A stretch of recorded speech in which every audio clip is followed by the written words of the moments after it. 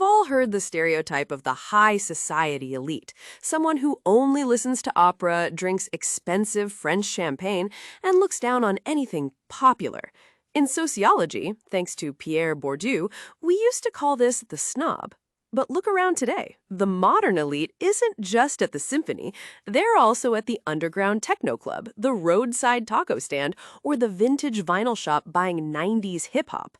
Why did the refined person stop being exclusive and start being everything? Today on Wise Circuit, we're exploring a fascinating shift in how status works, the rise of cultural omnivore. In the mid-20th century, the social ladder was a straight line. The upper class consumed highbrow culture, and the lower class consumed lowbrow culture. It was a clear hierarchy. But in the 1990s, sociologist Richard Peterson noticed something strange. High-status individuals were becoming increasingly eclectic. Instead of rejecting low culture, they were embracing it. This is cultural omnivorism. Peterson found that while lower status groups tended to be univores, consuming a narrow band of genres, the elite were expanding their reach. The new flex wasn't knowing one expensive thing, it was knowing everything. But don't be fooled. This isn't the end of social hierarchy, it's just a more complex version of it. Even when an omnivore and a regular person consume the same thing, their relationship to it is different. Think about mezcal. A regular person might drink it because it's at the bar, but the cultural omnivore drinks a specific small batch mezcal from a remote village. They don't just like the taste, they have the contextual knowledge. They talk about the ancestral distillation process and the anti-industrial movement it represents. They use a specific vocabulary to frame their consumption as an intellectual pursuit. They aren't just drinking, they are performing a deep understanding of the world that others simply don't have. Why did the elite stop being snobs?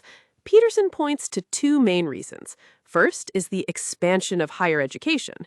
In the mid-20th century, more people went to college and learned about art, music, and literature. This meant high culture lost some of its utility as a boundary marker. The upper class then needed a new way to distinguish themselves. Thus, sheer range became the new signal of sophistication. The second reason was the rise of tolerance as an elite value. Post-1960s, cosmopolitanism and openness became elite virtues.